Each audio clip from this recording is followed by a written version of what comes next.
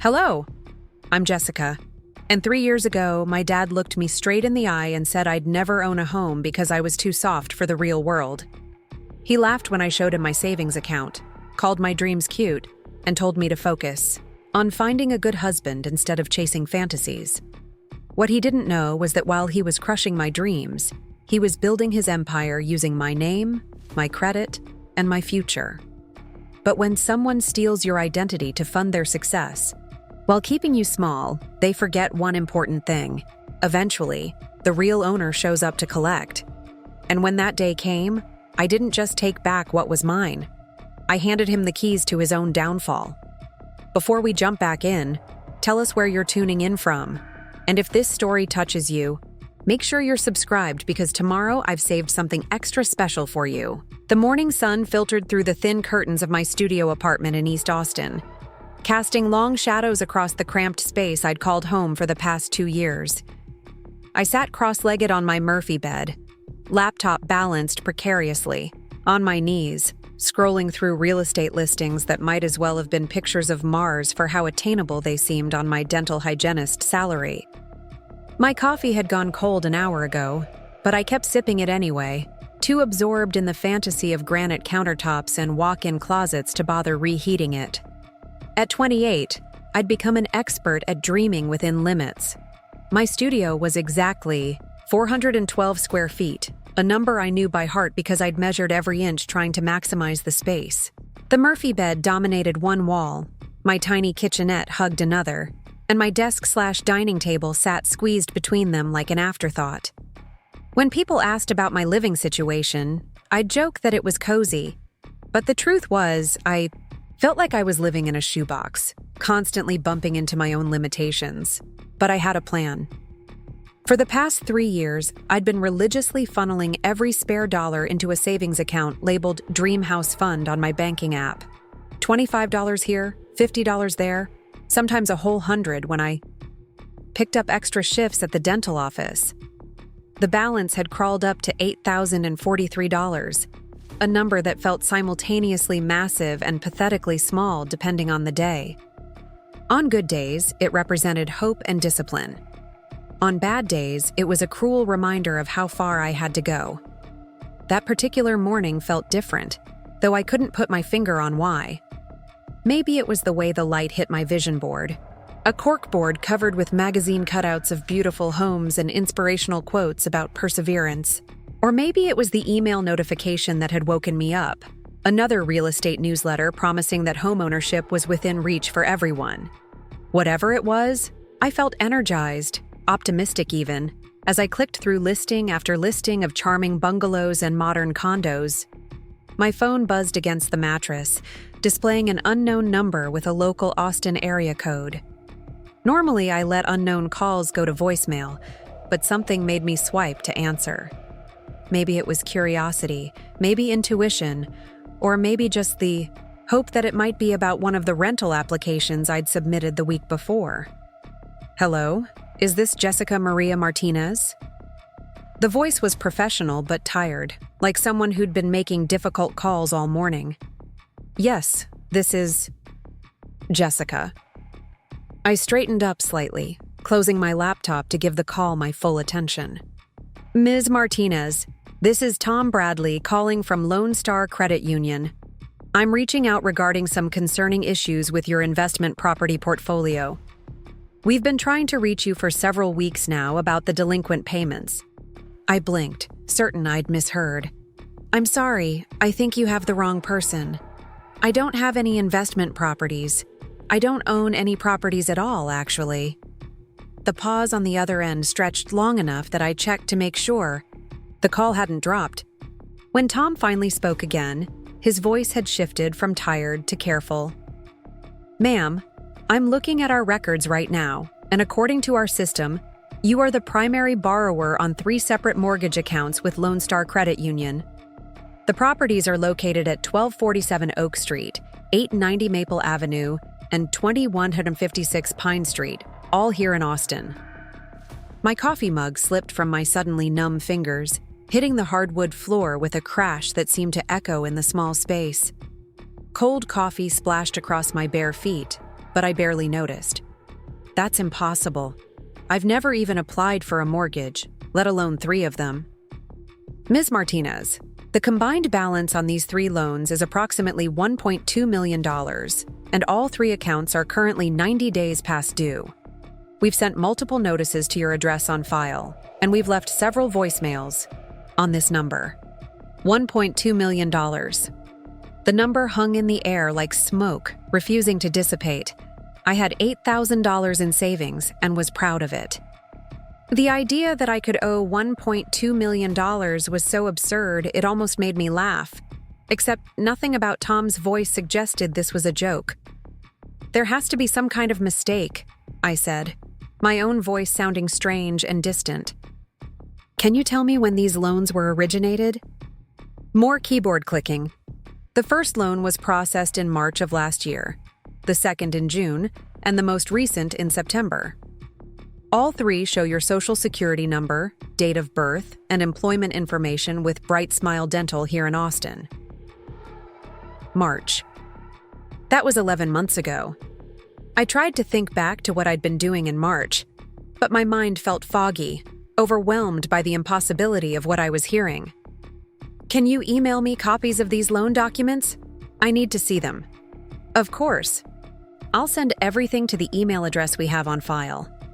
Ms. Martinez, I have to ask, are you saying you have no knowledge of these property purchases? Because if that's the case, we may be looking at a case of identity theft, and you'll need to file a police report immediately. Identity theft. The words made my stomach lurch. I honestly have no idea what you're talking about. I live in a studio apartment and I've been saving for years just to afford a down payment on a small condo. There's no way I could qualify for loans that size. Well, according to our records, you did qualify. Your credit score at the time of application was excellent, and your debt-to-income ratio met our requirements. I'm sending those documents now. Please review them and call me back as soon as possible. We need to resolve this situation immediately. After hanging up, I sat in stunned silence, staring at the broken coffee mug and the spreading puddle at my feet. The familiar sounds of my neighbors going about their morning routines felt surreal and distant. Someone was running water in the apartment above mine. A dog was barking 3 units down. Life was continuing normally for everyone else while my world had just tilted off its axis. My laptop chimed with an incoming email. The subject line read, "Loan documentation request, urgent," and contained 3 separate PDF attachments, each one larger than any file I'd ever received. With shaking fingers, I opened the first document. The letterhead was official, crisp, and undeniably real. Lone Star Credit Union, with their familiar logo and Austin address. Below that, my name typed. In bold letters, Jessica Maria Martinez. My social security number, partially redacted but showing the last 4 digits I knew by heart. My date of birth, spelled out in the formal legal format that made it seem more official and more wrong at the same time. But it was the signature, line that made my blood run cold. There, at the bottom of page 12, was my signature. Or something that looked remarkably like my signature. The J had the same loop, the M the same angular peak, but something was off.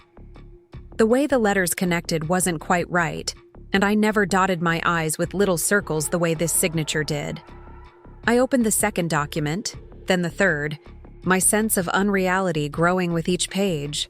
Property inspections, title searches, insurance documents, all bearing my name and what appeared to be my signature.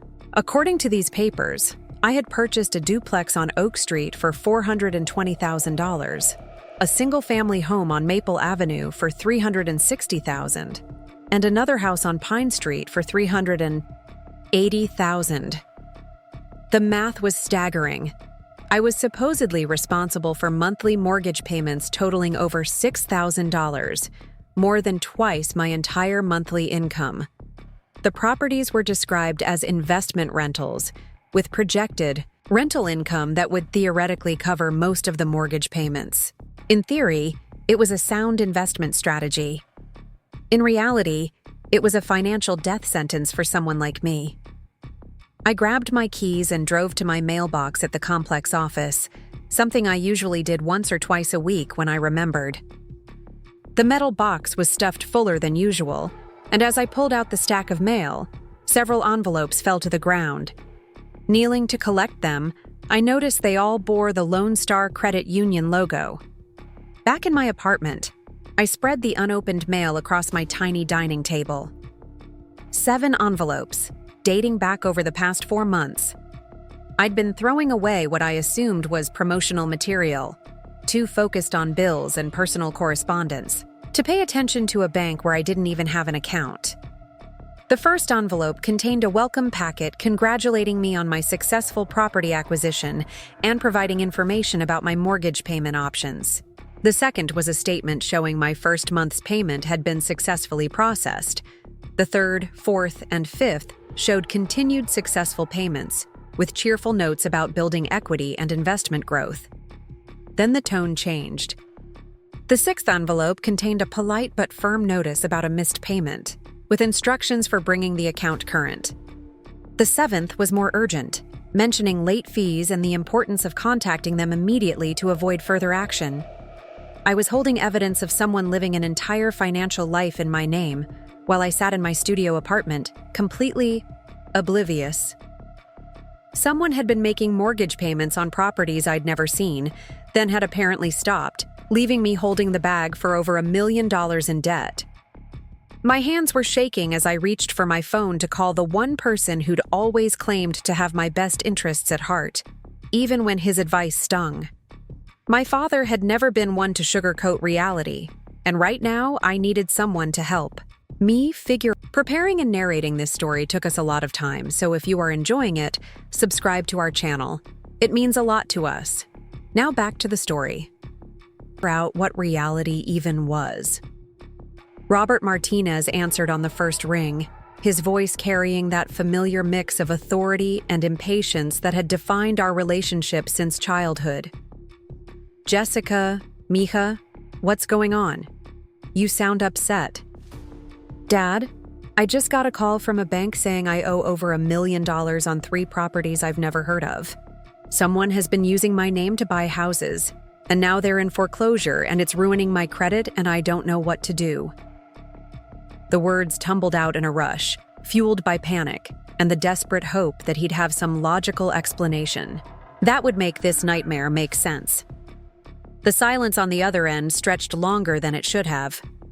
When he finally spoke, his voice had changed, becoming careful in a way that immediately put me on alert. Oh, that. Don't worry about it, Mija. It's just some paperwork stuff. Paperwork stuff? I repeated, incredulous. Dad, these are real mortgages on real houses. How is this just paperwork? Look, Jessica, I needed some help qualifying for some investment properties. Your credit score is better than mine, and you weren't using it for anything anyway. I figured it would be a good opportunity for both of us. The words hit me like a physical blow. You used my name to buy houses without telling me? It's not that big a deal. These are good investments, Jessica. Real estate always appreciates in the long run. Eventually, when the market turns around, you'll thank me for getting you into the game early. I stood up so quickly that my chair toppled backward, clattering against the wall of my tiny apartment. You stole my identity to buy real estate and didn't think to mention it. I didn't steal anything. You're my daughter. I was helping you build wealth. Do you have any idea how hard it is to get into real estate investment these days? I did. You a favor. A favor? My voice cracked with disbelief. Dad, I can't even qualify for an apartment lease now because my credit is destroyed. How is that a favor? His tone shifted to the patronizing register I remembered from childhood, the voice he used when he thought I was being unreasonable or emotional. Jessica, calm down. You're overreacting like you always do. These properties are going to be cash flow positive once we get them stabilized. You just need to trust the process. The process? Dad, they're in foreclosure. The bank is threatening. Legal action. That's just temporary. The rental market is tight right now, but it'll turn around. Besides, It's not like you were going to buy property anyway. You know you'll never qualify for a mortgage on a hygienist's salary. At least this way, you're building equity." There it was. The casual cruelty delivered with the confidence of absolute truth. You'll never qualify. The same words he'd used when I'd shown him my savings account, when I'd talked about my home ownership dreams, when I'd dared to imagine a future bigger than the limitations he'd assigned to my life. "Dad, you forged my signature on legal documents. That's a crime." "I didn't forge anything. I've been signing things for you since you were a kid. Power of attorney stuff. Family takes care of family, Jessica. That's how the world works." I realized I was holding my breath, my chest tight, with a mixture of rage and heartbreak. "I never gave you power of attorney. I'm 28 years old, not 8. Look, mija, I can see you're upset, but you need to think about this logically. These properties are assets. Assets you wouldn't have been able to acquire on your own. Once they start generating positive cash flow, you'll see that I did this for your own good. For my own good. Like every other decision he'd made about my life without consulting me. Like choosing my high school classes because I wasn't ready for advanced placement. Like discouraging me from applying to 4-year universities because community college was more realistic for someone like me. Like suggesting I focus on finding a husband instead of chasing career advancement, because some dreams are just too big. What if I don't want to be a real estate investor, Dad? What if I wanted to make my own choices about my financial future? He laughed, actually laughed, and the sound made my skin crawl. Jessica, be realistic. You live in a studio apartment and drive a car that's older than some of your coworkers. When exactly were you planning to make these big financial moves? When you're 40? The cruelty was casual, delivered with the same tone he might use to comment on the weather. This was how he saw me, small, limited, incapable of achieving anything significant without his intervention. And maybe, in his mind, using my identity without permission was just another form of parental guidance. "I have to go," I said quietly. "Jessica, don't hang up mad. We should talk about this like adults. Maybe you can come over for dinner this weekend and we can look at the properties together. Once you see them, you'll understand what a good opportunity this is." I ended the call without responding and sat back down in my overturned chair, staring at the loan documents spread across my table. The signature that wasn't quite mine. The properties I'd never seen. The debt that would follow me for years, even if I could somehow prove I wasn't responsible for it. My father had stolen my identity, forged my signature, and destroyed my credit, all while genuinely believing he was doing me a favor. And when confronted with what he'd done, his primary concern wasn't my financial ruin or my betrayed trust, but my lack of gratitude for his unauthorized intervention in my life. I picked up one of the loan documents and studied the signature more closely. It was good, really good. Someone had practiced, studied my handwriting, learned the rhythm of how I formed letters. But they'd made mistakes, small ones that probably wouldn't be caught in a casual review but were glaringly obvious to me. The question was, who had helped him? Because there was no way my father had forged these documents alone. Someone had notarized them, witnessed them, processed them through official channels. Someone else was complicit in this theft, and I was going to find out who. As I sat in my 400-square-foot studio apartment, surrounded by evidence of a financial life I'd never lived, I felt something shift inside me. The shock was wearing off, replaced by something colder and more focused. My father thought I was too soft for the real world, too naive to understand business, too small to fight back. He was about to discover just how wrong he was. The silence that followed my father's dismissive laughter echoed in my studio apartment long after I'd hung up the phone. I set the device down carefully on my dining table, next to the scattered loan documents that had turned my world upside down in the span of a single morning. My hands weren't shaking anymore, which surprised me. Instead, I felt a strange calm settling over me, the kind of stillness that comes after a storm has passed and you're left to survey the damage. I walked to my kitchen, stepping carefully around the broken coffee mug I still hadn't cleaned up, and filled the kettle with water.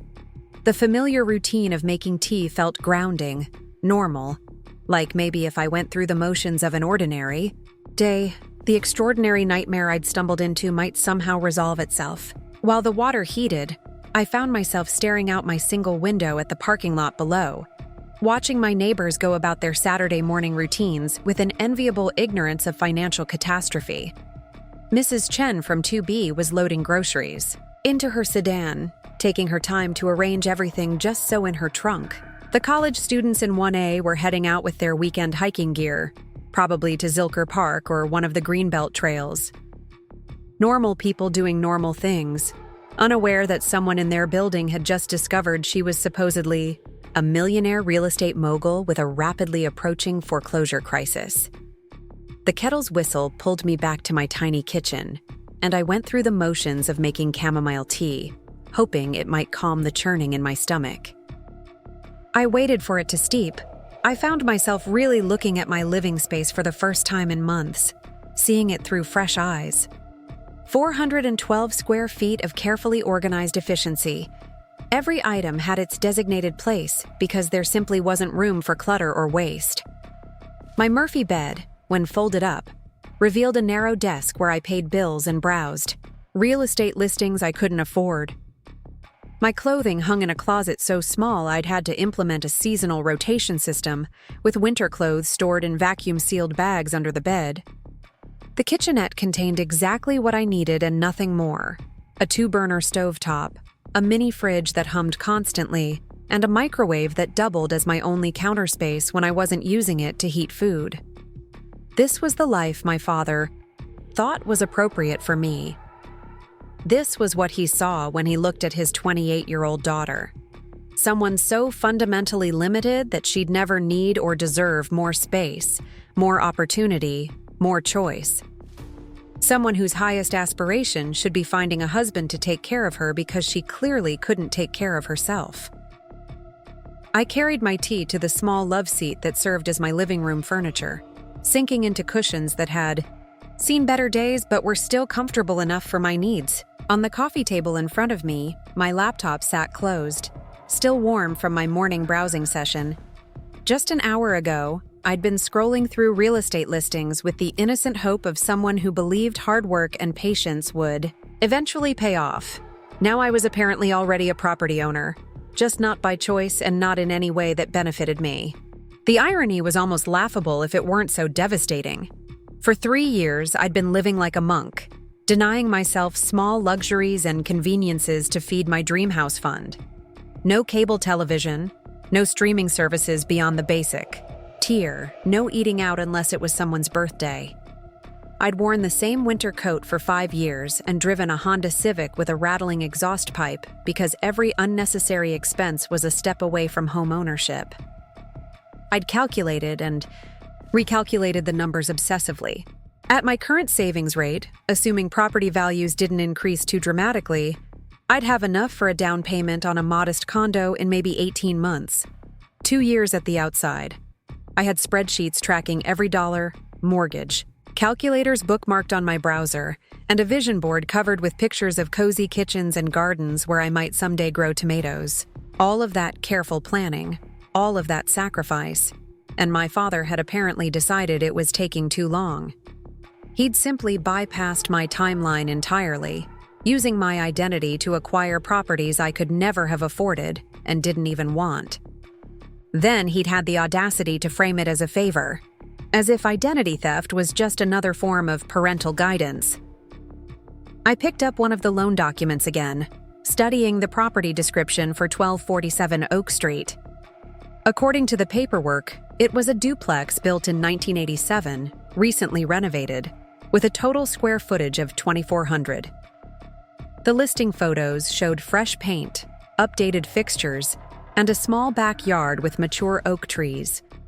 It looked like exactly the kind of property I'd fantasized about owning someday, the kind of place where I could have a home office and maybe even a garden. But instead of being a dream come true, it was a financial nightmare. The monthly mortgage payment alone was more than my entire take-home pay. Even if the duplex was fully rented at market rates, which seemed unlikely given that it was apparently headed toward foreclosure, the rental income wouldn't be enough to cover the mortgage, insurance, taxes, and maintenance costs. I opened my laptop and did what I always did when faced with a problem I didn't understand. I researched. A quick search for the Oak Street address brought up a rental listing from 6 months ago, advertising a charming duplex in up-and-coming East Austin for $1,800 per unit. $3,600 total potential monthly income against a mortgage payment that, according to the loan documents, was over $4,000 before you even factored in property taxes and insurance. The math didn't work. It never could have worked. Either my father had made catastrophically bad investment decisions, or he'd never intended for these properties to be profitable in the first place. Maybe he'd planned to flip them quickly, using my credit to get in the door, and then selling before anyone noticed the payments weren't being made. Or maybe he genuinely believed that rental prices would rise fast enough to cover the shortfall, displaying the kind of wishful thinking that had characterized most of his business ventures throughout my childhood. I remembered the parade of get-rich-quick schemes that had marked my teenage years. The multi-level marketing company that was going to make us all financially independent. The online business selling imported electronics that folded after 3 months. The food truck idea that never made it past the planning stage because the startup costs were higher than expected. Each venture had been presented with the same confidence and optimism, and each had ended with my mother quietly paying bills while my father moved on to the next sure thing. But this was different. This wasn't his money he'd lost or his credit he'd ruined. This was mine, and I hadn't even known I was playing the game until it was already over. I spent the next hour researching the other 2 properties, finding similar patterns of financial impossibility. The house on Maple Avenue was listed as a 3-bedroom rental for $2,000 a month, while carrying mortgage payments of nearly $3,000. The Pine Street property had been listed and delisted several times over the past few months, suggesting either serious problems with the house itself or a rental market that wasn't as strong as the loan paperwork had projected. By noon, I had filled 3 pages of a legal pad with notes, calculations, and questions. The picture that emerged was of someone who had used my excellent credit score to qualify for loans he never could have obtained on his own, then either couldn't or wouldn't make the payments once the reality of property management set in. The properties themselves seemed decent enough, but they'd been purchased at prices that made profitable rental nearly impossible in the current market. My phone rang again, startling me out of my research trance. This time it was my mother, her voice carrying the carefully neutral tone she used when she was trying to gauge my mood before deciding how to approach a sensitive topic. "Hi, Mija. Your father mentioned you called this morning about some confusion with some bank paperwork. He thought maybe you might want to talk to someone who could explain things more clearly." Even through my mother's diplomatic phrasing, I could hear my father's version of our conversation. Some confusion, bank paperwork, as if I'd simply misunderstood a routine financial document, rather than discovered that my identity had been stolen to finance an investment scheme. "Mom, did you know that Dad has been buying houses using my name and credit?" The pause was answer enough. But when she spoke, her voice carried the weary resignation of someone who'd had this conversation before, just not with me. "Jessica, your father has been trying to build something for the family. These investments, they're meant to help secure everyone's future." "My future?" "Mom, I'm going to lose my apartment because my credit is destroyed. How is that helping my future?" "You know how your father is with business. Sometimes he gets ahead of himself, but his heart is in the right place. He wants you and Carlos to have opportunities he never had." Carlos, my older brother who'd been gifted a down payment for his house 3 years ago. Money my parents claimed came from my father's construction work. but which I now suspected might have originated from rental income generated by properties in my name. Carlos, who'd never had to live in a studio apartment or calculate whether he could afford both groceries and gas in the same week. Mom, what he did is illegal. You can't just use someone else's identity to get loans, even if they're family. Mija, family is different. Family helps each other. Your father has been signing papers for you kids since you were born. Birth certificates, school forms, medical authorizations. This isn't really so different. But it was different, fundamentally, and legally different. And the fact that my mother couldn't or wouldn't see that distinction told me everything I needed to know about how this situation had been allowed to develop. In my family's worldview, my independence was an illusion. My legal rights as an adult were secondary to family loyalty, and my consent was assumed rather than required. Mom, I'm 28 years old.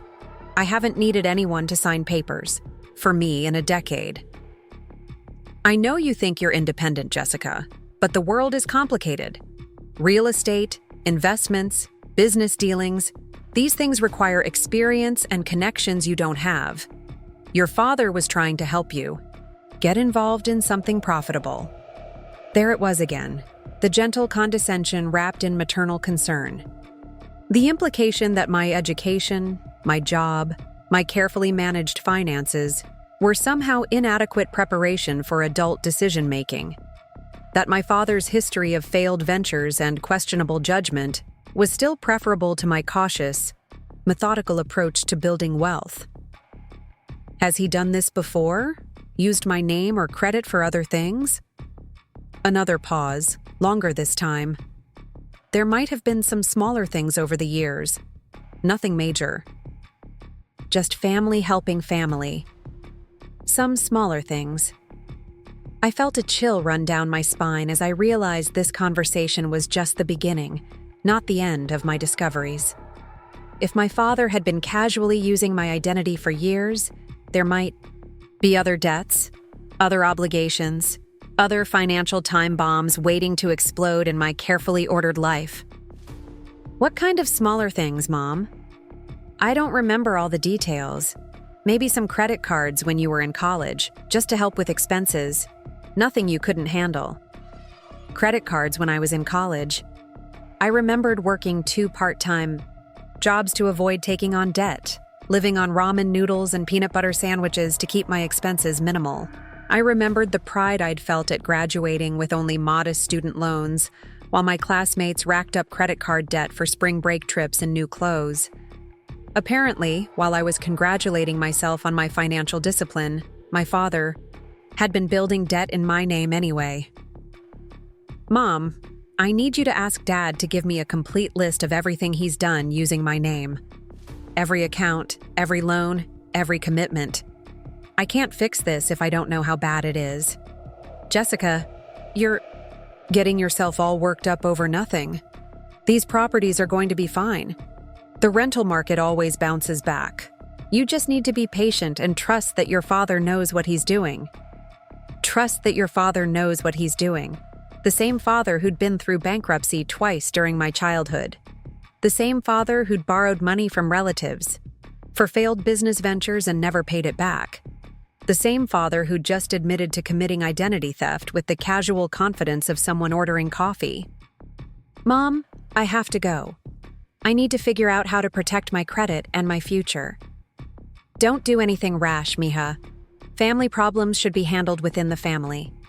There's no need to involve outsiders or make this more complicated than it needs to be. After hanging up, I sat in the gathering afternoon shadows of my studio apartment, surrounded by loan documents and legal pads filled with calculations that painted an increasingly grim picture. My family's response to my discovery hadn't been shock, apology, or concern for my well-being.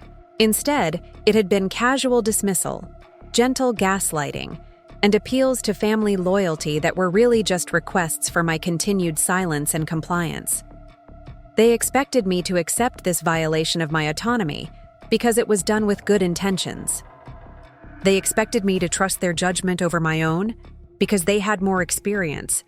even though their experience consisted primarily of financial failures and questionable decisions. They expected me to prioritize family harmony over my legal rights and financial security. But as I looked around my small, carefully maintained living space, I realized something had fundamentally changed during that morning's phone calls. For the first time in my adult life, I was seeing my family's behavior clearly, without the protective filter of love and loyalty that had previously obscured their pattern of dismissing my capabilities and overriding my choices. I was done being the grateful daughter who accepted crumbs and called them opportunities. I was done being the understanding family member who overlooked boundary violations in the name of keeping peace. I was done letting other people make decisions about my life based on their assessment of my limitations rather than my actual potential. My father thought I was too soft for the real world. He was about to discover that soft doesn't mean weak, and patience doesn't mean passivity. I'd been planning and saving and working toward homeownership for years, and I wasn't going to let his theft of my identity derail those dreams. But first, I needed to understand exactly what I was dealing with. I needed evidence, documentation, and a clear picture of every way my identity had been compromised. I needed to know who else was involved in this scheme and how long it had been going on. I opened my laptop and began making a list of every financial institution I'd ever had a relationship with, every place my social security number might be on file, every possible avenue for identity theft. It was going to be a long night, but it was also going to be the beginning of the end of my family's assumption that I would quietly accept whatever they decided was best for me. The real world, as it turned out, was exactly where I belonged. Part 3. The inciting incident. Monday morning arrived with the kind of crisp October air that usually made me optimistic about fresh starts and new possibilities. Instead, I woke up with a knot in my stomach and a to-do list that read like a guide to untangling a financial nightmare. I'd spent most of Sunday researching identity theft procedures, mortgage fraud protocols, and the legal rights of unauthorized borrowers, turning my small apartment into a makeshift war room covered with printed articles and handwritten notes. The first item on my agenda was a visit to my bank, Austin Community Credit Union, where I'd maintained my account since college. I needed to understand how my excellent credit score had been leveraged without my knowledge, and whether there were other financial products in my name that I hadn't discovered yet. The drive downtown felt surreal, like I was heading to a meeting about someone else's life, someone who shared my name but lived in a completely different financial reality. Sarah Williams, the loan officer who'd helped me set up my savings account 3 years earlier, greeted me with a warm smile that faltered when she saw the stack of documents I was carrying. We'd chatted casually during my previous visits, and she knew about my home ownership goals, my careful budgeting, and my pride in maintaining perfect credit. What she didn't know was that my perfect credit had apparently been perfect enough to qualify for over $1 million in real estate loans. "Jessica, what can I help you with today? You look stressed." I spread the Lone Star Credit Union documents across her desk, watching her expression change from friendly curiosity to professional concern as she scanned the loan amounts and property addresses. "Someone has been using my identity to purchase investment properties. I need to know if there are any other accounts or loans in my name that I don't know about." Sarah's fingers flew across her keyboard as she pulled up my complete credit profile, her brow furrowing deeper with each screen she reviewed. "Oh my goodness, Jessica. When did you say these loans were originated?" "March, June, and September of last year, all with Lone Star Credit Union." "That explains the credit inquiries I'm seeing here. 3 hard pulls from Lone Star, plus... Oh no." She paused, her expression growing more troubled. "There are several other inquiries I need to ask you about. Did you apply for a Visa card with First National Bank in January?" My stomach dropped. "No, I've never even heard of First National Bank." "What about a personal loan with Southwest Financial in April? Or an auto loan with Hill Country Motors in August?" Each question felt like another weight being added to my chest. "No, None of those. How much are we talking about? Sarah continued clicking through screens, her professional composure barely containing what looked like genuine alarm. The credit card has a balance of $8,000. The personal loan was for $15,000, and the auto loan is for $32,000. Jessica, someone has been very busy with your identity. $32,000 for a car I'd never seen, $15,000 in personal loans I'd never applied for, $8,000 in credit card debt for purchases I'd never made. Combined with the mortgage debt, someone had used my name to accumulate over $1.5 million in obligations while I was living in a studio apartment and congratulating myself on saving $8,000 over 3 years. You see what kind of car was purchased with the auto loan? More keyboard clicking. A 2023 Ford F-150, fully loaded. Purchase price was $38,000 with a $6,000 down payment. A fully loaded pickup truck. I drove a 2015 Honda Civic with a rattling exhaust and a driver's side window that only rolled down halfway. Someone had used my credit to buy themselves a brand new truck while I'd been putting off car repairs to save money for a house down payment. Sarah, I need you to put a fraud alert on all my accounts and freeze my credit immediately. I also need documentation of everything we've discussed today. Of course. Jessica, I have to ask, do you have any idea who might have access to your personal information? This kind of comprehensive identity theft usually involves someone who knows the victim well enough to have access to social security numbers, employment information, and other personal details. I nodded grimly. I have some ideas. Can you tell me what address was used for these loan applications? Let me check. Sarah navigated to another screen. The address on file for all of these accounts is 2847 Maddox Drive in Cedar Park. Is that familiar to you? 847 Maddox Drive, my parents' address. The house where I'd grown up, where my mail still went when I needed a permanent address for certain purposes, where my father apparently felt comfortable conducting financial business in my name. That's my parents' house, I said quietly. Sarah's expression softened with understanding and sympathy. Jessica, I'm so sorry. Family financial abuse is more common than people realize, and it's often the most difficult to prosecute because of the emotional relationships involved. Family financial abuse. The clinical term somehow made it feel both more serious and more manageable. This wasn't just a personal betrayal. It was a recognized category of financial crime with established procedures for resolution. What do I do next?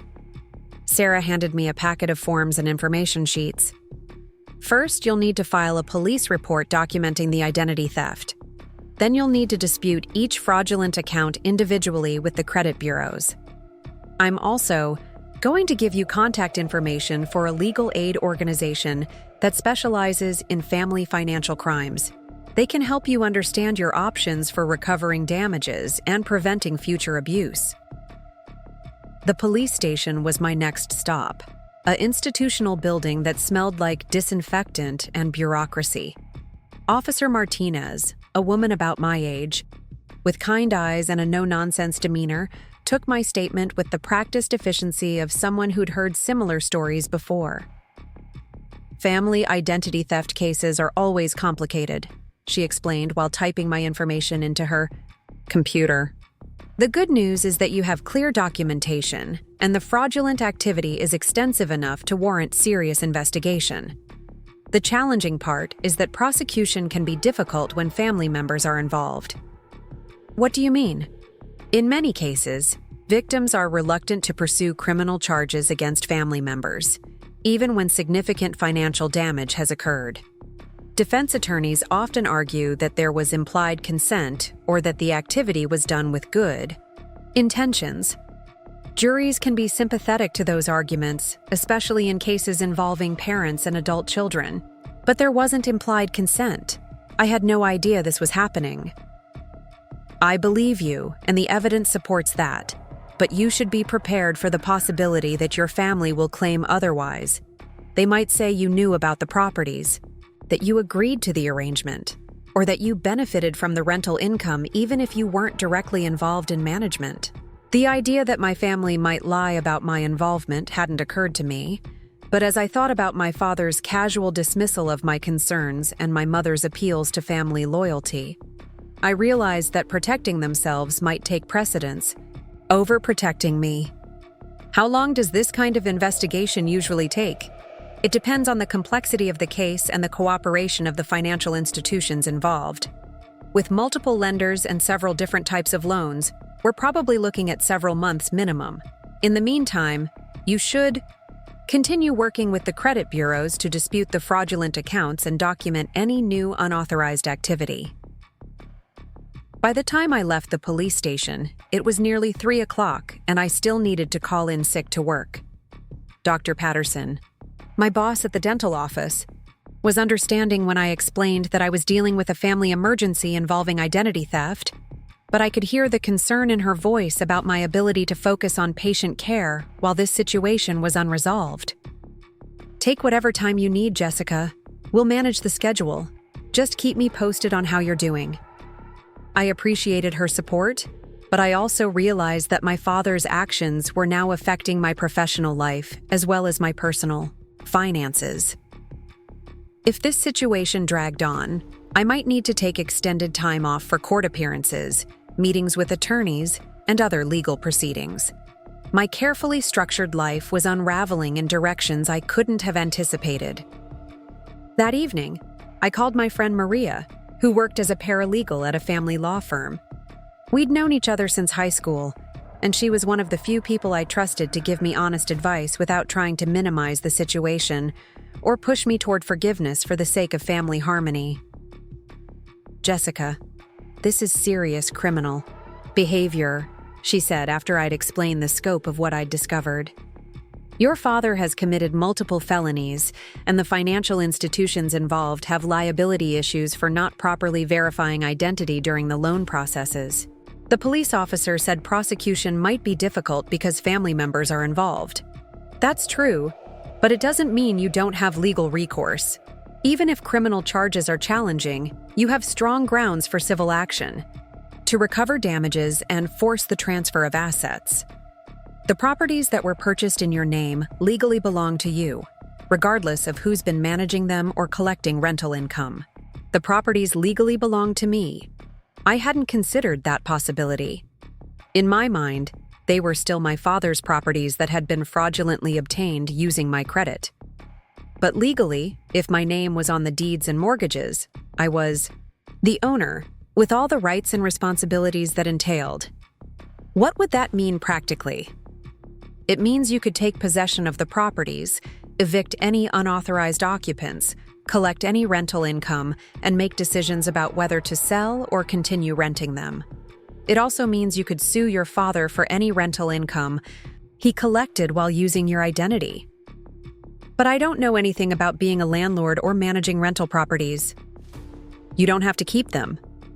You could sell them and use the proceeds to pay off the mortgages and any other debts that were incurred in your name. Depending on the current market value versus what's owed, you might even end up with a profit. A profit, after 2 days of thinking about this situation as a catastrophic financial disaster. The possibility that it might actually result in a net gain seemed almost too good to believe. But as Maria explained the legal principles involved, I began to understand that my father's scheme might have backfired in ways he never anticipated. There's something else you should consider, Maria continued. If your father has been collecting rental income from properties in your name, he's been committing tax fraud as well as identity theft. That income should have been reported under your Social Security number, not his. The IRS tends to take a very dim view of that kind of fraud. Tax fraud. Another layer of criminal behavior that I hadn't considered. I was beginning to understand that my father's casual dismissal of legal boundaries extended far beyond simple mortgage fraud. He'd created a complex web of illegal activity that touched multiple areas of financial law. Maria, I need a referral to an attorney who specializes in this kind of case. Someone who won't be intimidated by family dynamics or emotional manipulation. I know exactly who you should call. David Chen at Austin Legal Advocates. He handles identity theft and financial fraud cases, and he's got a reputation for being absolutely ruthless when it comes to protecting his clients' interests. He's also dealt with a lot of family abuse situations, so he won't be shocked by the emotional complexity. After hanging up with Maria, I sat in my tiny apartment looking at the growing stack of documents, police reports, and legal references that had accumulated over the past 2 days. My coffee table had been transformed into a command center for unraveling financial fraud, and my carefully ordered life had been replaced by a crash course in criminal law and civil litigation. But for the first time since Tom Bradley's phone call had shattered my quiet Saturday morning, I felt something other than panic and betrayal. I felt a spark of something that might have been anticipation. My father had used my identity to build what he thought was his empire, but he'd made a crucial mistake. He'd put everything in my name, which meant everything was legally mine. He'd laughed when I showed him my savings account and told me I'd never own a home. He'd dismissed my dreams as unrealistic and my financial discipline as inadequate. But through his own illegal actions, he'd inadvertently made me a property owner 3 times over. The irony was so perfect it almost felt like poetic justice. Almost. Part 4. First investigation. Tuesday morning found me standing in the parking lot of a strip mall in East Austin, staring at a building that supposedly belonged to me. According to the loan documents, 1247 Oak Street was a duplex valued at $420,000, with my signature on every page of the purchase agreement. In reality, it was a tired-looking building with peeling paint and a yard that hadn't seen maintenance in months. I'd decided that seeing the properties in person was essential to understanding what exactly I was dealing with. The loan documents and property descriptions could tell me square footage and purchase prices, but they couldn't convey the actual condition of these investments that had been made in my name. I needed to know whether I was looking at valuable assets or expensive liabilities. The duplex sat on a corner lot with 2 separate entrances and what appeared to be a shared driveway. The structure itself looked solid enough, but the cosmetic details told a story of deferred maintenance and absent management. The front steps to the left unit were cracked, the mailbox hung at an odd angle, and several windows had been covered with plywood rather than repaired. I walked around the perimeter of the property, taking photos with my phone and making notes about what I observed. The backyard was overgrown with weeds, and a chain-link fence that was supposed to provide privacy had several sections that were bent or missing entirely. Someone had left a rusted barbecue grill and several bags of what appeared to be construction debris near the back door of the right unit. A woman emerged from the left unit as I was examining the foundation for cracks or settling issues. She was probably in her 40s, wearing scrubs that suggested she worked in healthcare, and she looked at me with the cautious curiosity of someone who'd learned to be wary of strangers near her home. "Excuse me, are you from the management company? We've been trying to get someone to fix the water pressure issue for 3 weeks." Management company. Of course there would be a management company. My father wouldn't have been personally dealing with tenant issues and maintenance requests. "I'm actually the property owner. I'm Jessica Martinez." Her expression shifted from cautious to relieved to confused in quick succession. "Oh, thank goodness. I'm Linda. We really need to get that plumbing looked at, and the heating system has been making weird noises since last month." I called the number on our lease agreement multiple times, but they keep saying they'll send someone and nobody ever shows up. "I'm actually just learning about this property myself. Can you tell me who you've been dealing with for management issues?" Linda looked puzzled. "Your father, mostly. Robert Martinez from Martinez Property Management. He collected our security deposit and first month's rent when we moved in 6 months ago, but lately it's been impossible to reach anyone when we have problems." Martinez Property Management. My father had apparently created a business entity to manage properties that were fraudulently purchased in my name. The scope of this deception was expanding with every new piece of information I uncovered. Linda, I need to ask you some questions about your lease agreement and rental payments. There seems to be some confusion about the property management, and I'm trying to sort things out. She invited me into her unit, which was surprisingly well maintained despite the exterior appearance of the building. The interior had been recently painted, the appliances were in good working order, and Linda had clearly made efforts to create a comfortable home despite the landlord's apparent neglect of maintenance issues. We pay $1,800 a month due on the 1st, Linda explained, showing me a copy of her lease agreement. The document was professionally printed on letterhead for Martinez Property Management, with an address I recognized as a UPS store, location near my parents' house.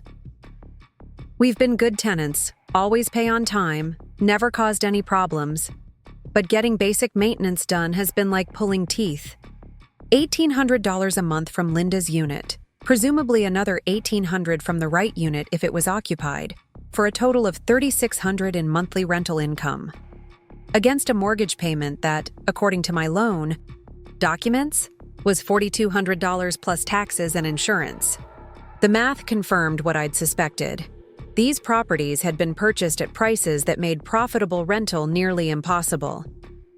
Is the other unit currently rented? Linda shook her head. It's been empty for about 2 months. The last tenants moved out because of problems with the electrical system, and nobody's done the repairs needed to make it rentable again. It's been hurting our security too, having an empty unit right next door. An empty unit meant the property was generating only half its potential rental income while still carrying the full mortgage payment. No wonder the loans were in default. Even if both units were rented at market rates, the property would barely break even, and any vacancy or major repair would push it into negative cash flow. I thanked Linda for her time and promised to address the maintenance issues as soon as possible, though I wasn't sure how I was going to manage that, given that I'd never been a landlord and had no experience with property management. As I walked back to my car, I realized that taking legal ownership of these properties would mean taking responsibility for tenants, repairs, and all the complexities of real estate investment that I'd never wanted to deal with. My next stop was 890 Maple Avenue, the single-family house that had been purchased in my name for $360,000. This property was in a slightly better neighborhood, with well-maintained streets and houses that showed pride of ownership. But like the duplex, it bore signs of neglect that suggested absent or incompetent management. The house itself was a small ranch-style home with a detached garage and a fenced backyard. The lawn needed mowing, several shutters hung crooked, and the driveway was cracked and sprouting weeds. A for rent sign in the front yard looked weathered and faded, suggesting it had been there for some time without attracting tenants. I walked around the property, noting broken fence boards, gutters that were pulling away from the roof line, and what appeared to be a leak stain on the garage ceiling. The overall impression was of a property that could be attractive and profitable with proper maintenance and management, but which had been allowed to deteriorate to the point where finding quality tenants would be challenging. A neighbor working in his garden next door looked up as I was taking photos of the exterior. He was an older man, probably in his 70s, with the kind of deep tan that comes from spending a lot of time outdoors. "You thinking about renting that place?" he asked, walking over to the fence line that separated the properties. "I'm actually the owner. I'm trying to get a sense of what kind of condition it's in." He shook his head sympathetically. "It's been sitting empty for months. Shame, really, because it's a nice house underneath all the neglect. The last tenants moved out because of problems with the air conditioning system, and nobody ever came to fix it. Before that, there were some college kids who trashed the place pretty badly." "Have you met the property manager?" "Your dad, you mean?" "Yeah. He used to come by regularly when people first moved in, but lately we hardly see him. When the AC went out in July, the tenants were calling and calling, but nobody ever showed up to fix it. They finally just broke their lease and moved out." Another property with deferred maintenance and management problems. another rental income stream that had been lost due to what appeared to be willful neglect of basic landlord responsibilities. I was beginning to see a pattern that suggested my father had been in over his head from the beginning, purchasing properties he couldn't afford to maintain and manage properly. The third property, 2156 Pine Street, was the most troubling of all. The house itself was attractive, a 2-story craftsman-style home in a desirable neighborhood near the university. But a large foreclosure notice was taped to the front door, and the utilities appeared to have been shut off for some time. I called the phone number on the foreclosure notice and spoke to a representative from the law firm handling the proceedings. The house had been vacant for 4 months, the mortgage payments were 6 months behind, and the foreclosure sale was scheduled for the following month unless the full amount of delinquent payments was brought current immediately. The total amount needed to cure the default is $18,000, the representative explained. That includes back payments, late fees, legal costs, and property preservation expenses. The foreclosure notice fluttered in the October breeze as I stood on the front porch of 2156 Pine Street, reading the legal language that declared this house would be sold at public auction in 3 weeks unless someone came forward with $18,000 in delinquent payments. The irony wasn't lost on me that I was staring at a foreclosure notice on a house that legally belonged to me, purchased with my credit for an investment strategy I'd never agreed to participate in.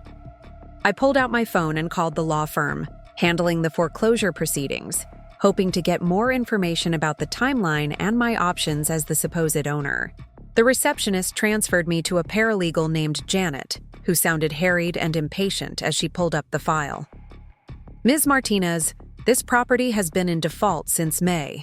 We've sent numerous notices to the address on file, and we've attempted phone contact multiple times. Where have you been? I just found out about this property 3 days ago. I had no idea it existed until my bank called about the delinquent mortgage payments. Janet's tone sharpened with skepticism. You're telling me you didn't know you owned a $380,000 house? That's exactly what I'm telling you. Someone used my identity to purchase this property without my knowledge or consent. I've filed a police report for identity theft, and I'm working with attorneys to resolve the situation. There was a long pause while Janet presumably tried to decide whether I was lying, delusional, or telling the truth. Ms. Martinez, regardless of how this property was acquired, you are the legal owner according to our records, and you are responsible for bringing the mortgage current or losing the property to foreclosure. What exactly would it take to bring the mortgage current? $18,432 due in full by October 30th. That includes 6 months of missed payments at $2,800 each, plus late fees, legal costs, and property preservation expenses. $2,800 a month. I did quick math in my head, realizing that this single property's mortgage payment was more than my entire monthly take-home pay from the dental office. Even if the house had been rented at market rates, which appeared to be around $2,500 based on comparable properties I'd researched online, it would have operated at a loss every single month. Can you tell me if there's been any rental income reported on this property? I don't have information about rental income, but I can tell you that the property has been vacant for the past 4 months according to our property preservation contractor. Before that, there were several months of sporadic occupancy with multiple lease violations and eviction proceedings. Multiple eviction proceedings. My father hadn't just purchased properties that were financially unsustainable. He'd apparently been a terrible landlord who couldn't maintain stable tenancies even when he managed to find renters. I was beginning to understand that his real estate investment strategy had been doomed from the beginning, not just because of poor financial planning, but because of incompetent property management. After hanging up with Janet, I walked around the Pine Street house, taking photos and notes about its condition.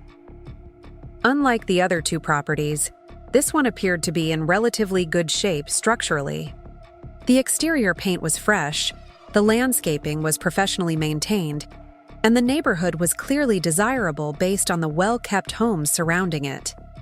I cupped my hands against a window and peered inside, seeing hardwood floors, updated fixtures, and what appeared to be a recently renovated kitchen.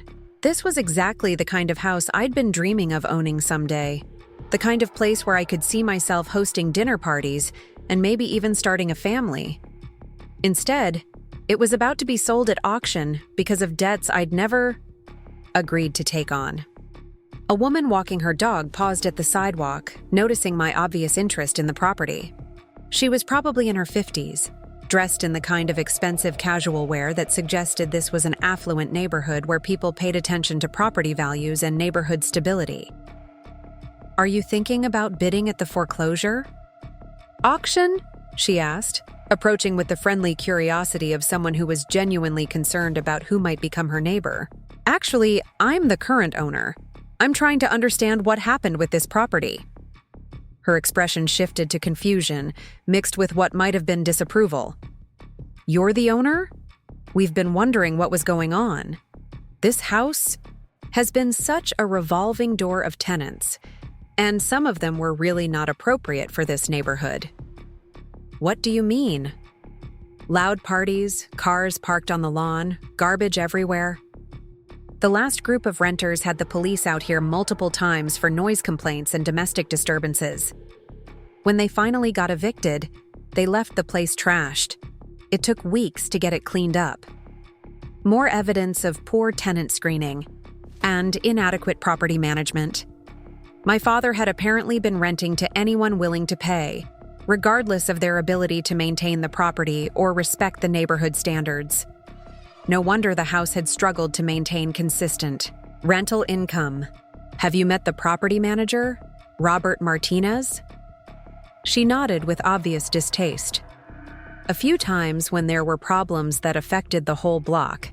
He always promised to handle things, but nothing ever got resolved until the tenants were finally evicted. Frankly, we're all hoping whoever buys this at auction will be a more responsible owner."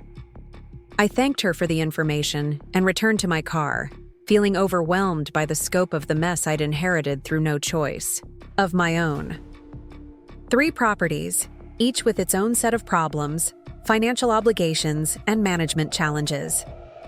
Even if I could somehow find a way to bring the mortgages current and avoid foreclosure, I had no experience or desire to become a landlord dealing with tenant issues, maintenance problems, and neighborhood relations.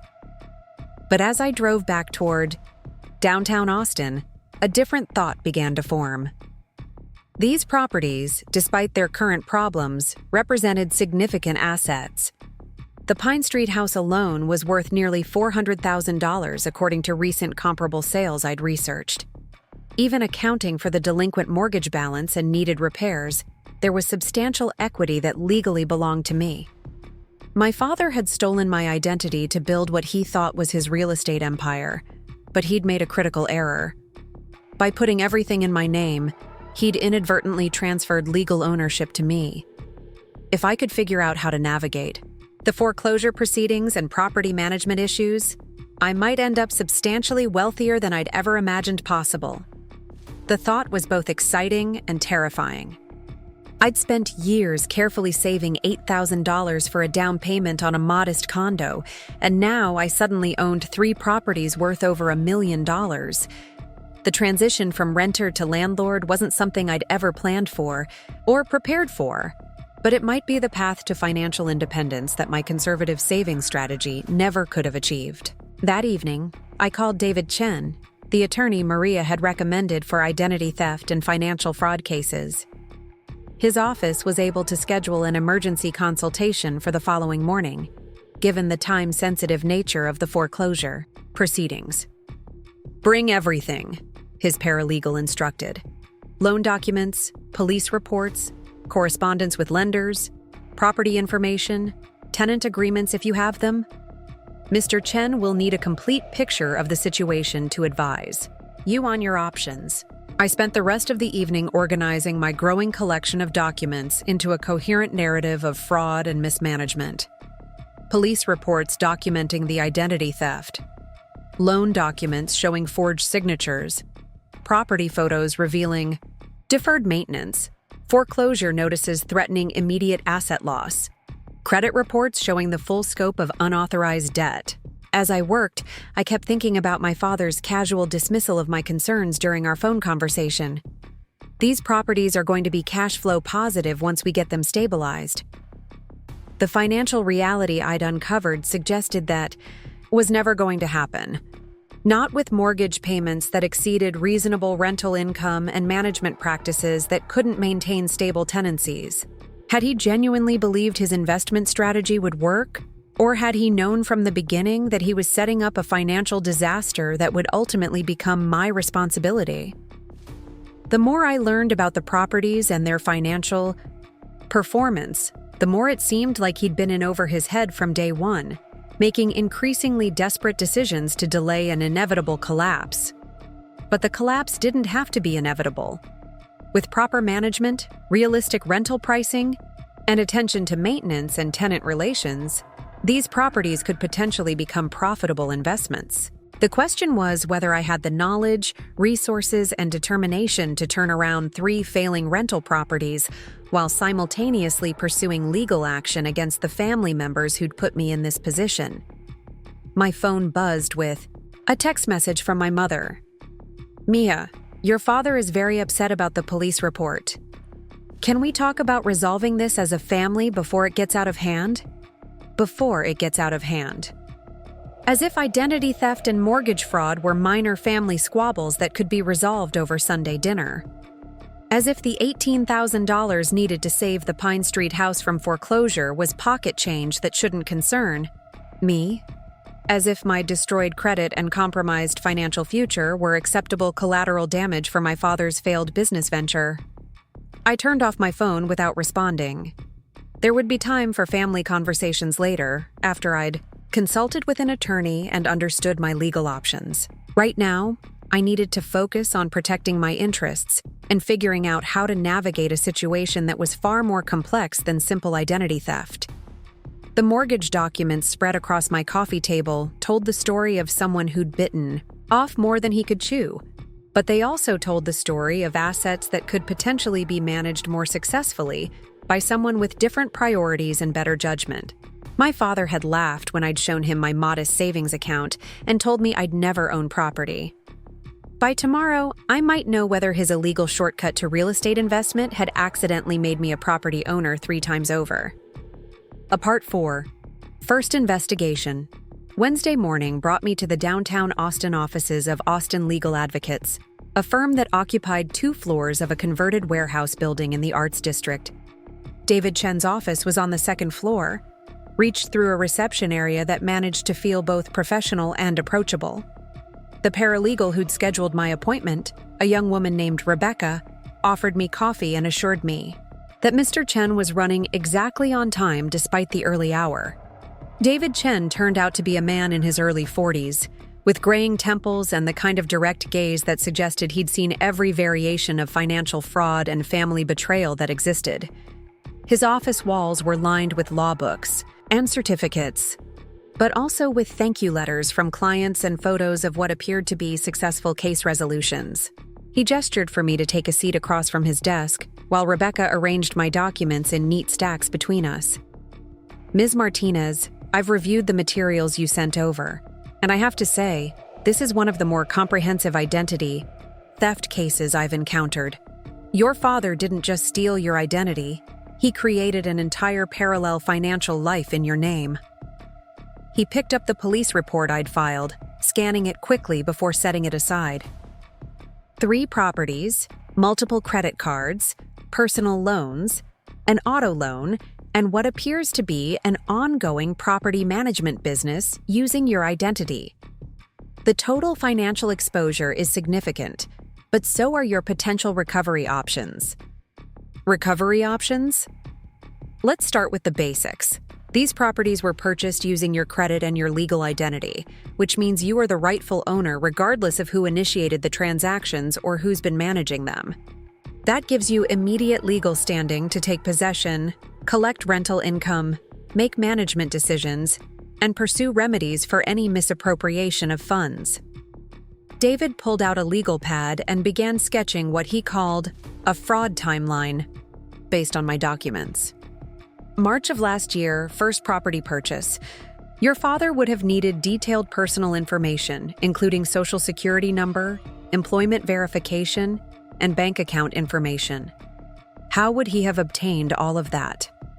I thought back to the various times over the years when I'd filled out forms for family-related purposes, signed documents during medical emergencies, or provided personal information for what I'd assumed were legitimate family business needs. He's helped me with paperwork before, tax forms, insurance claims, even some job applications when I was younger. I trusted him to handle financial things I didn't understand. That pattern of trust and assistance often sets the stage for this kind of abuse. Family members who've legitimately handled financial matters in the past sometimes assume that gives them ongoing authority to make decisions without explicit consent. David continued mapping out the timeline, noting the increasing frequency and complexity of the fraudulent transactions. June, second property. September, third property. Then we see the credit cards and personal loans starting in January of this year. The pattern suggests escalating financial pressure, probably because the rental income wasn't covering the mortgage payments as projected. Is that typical? Very typical.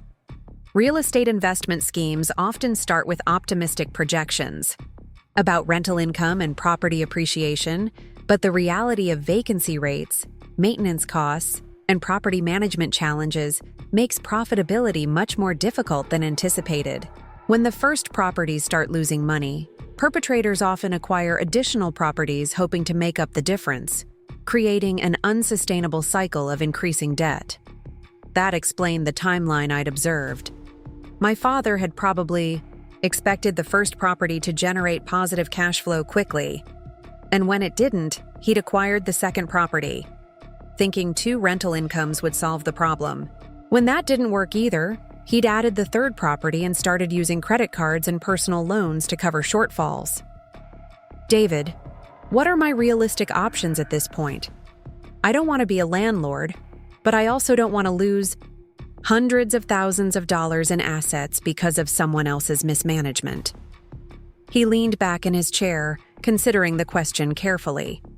You have several options, and they're not mutually exclusive.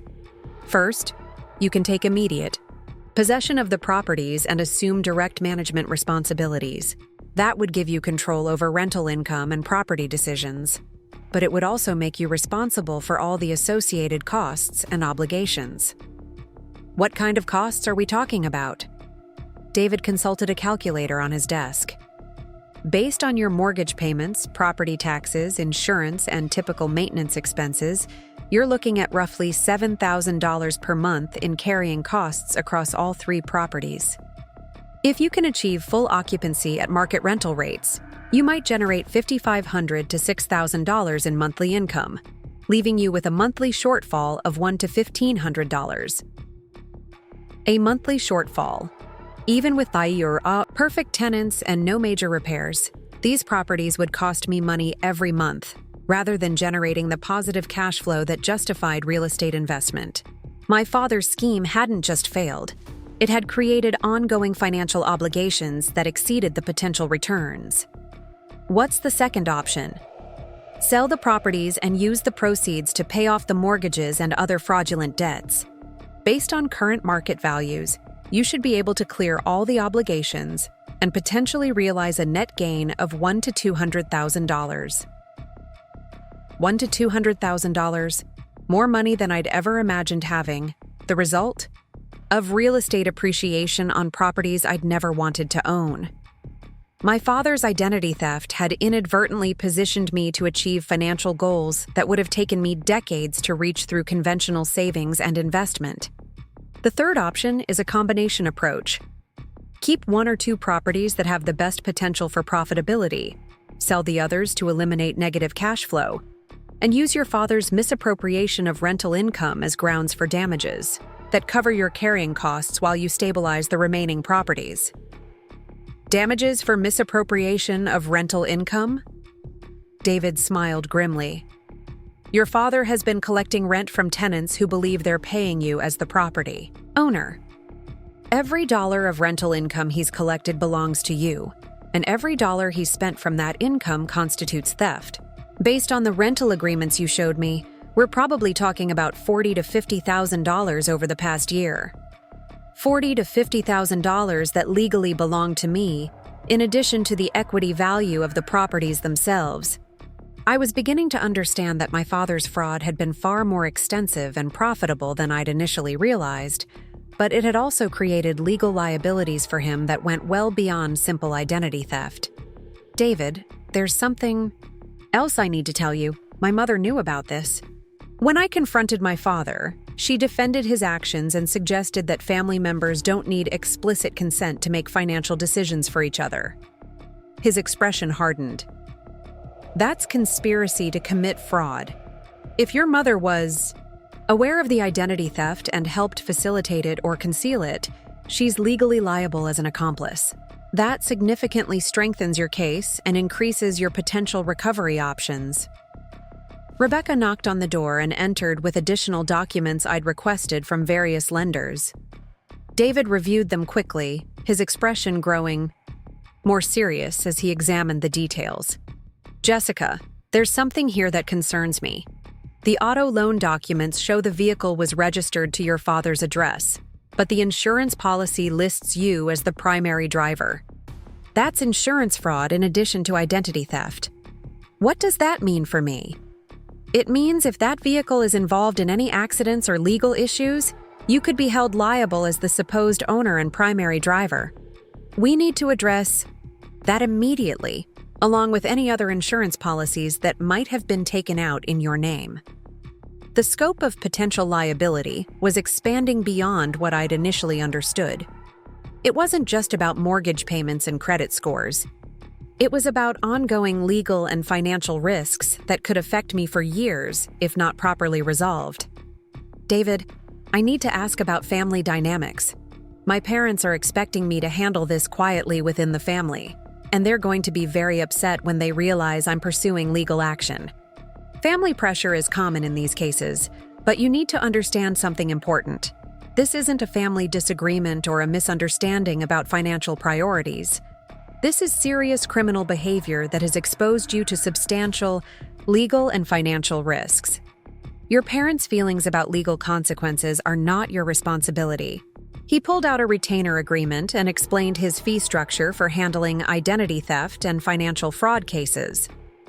I typically work these cases on a contingency basis for the recovery portion, which means my fees come out of any money we recover from the perpetrators. For the defensive work, protecting you from liability and clearing your credit, I charge hourly rates, but I'm willing to work out payment plans given the circumstances.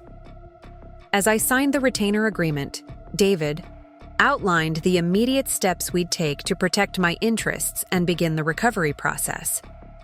First, we'll file emergency motions to prevent the foreclosure sale and establish your legal ownership of the properties.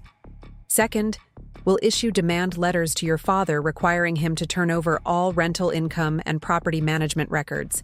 Third, we'll coordinate with law enforcement to ensure the criminal investigation proceeds appropriately.